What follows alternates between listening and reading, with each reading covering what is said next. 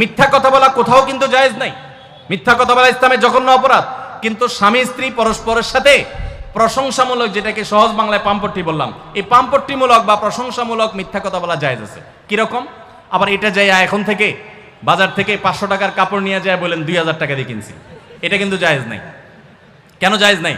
কারণ কোনোভাবে যদি ওই 500 টাকার ট্যাগ মহিলা ধরে ফেলতে পারে, তাহলে মায়ের কিন্তু একটাও নিচে পড়বে না।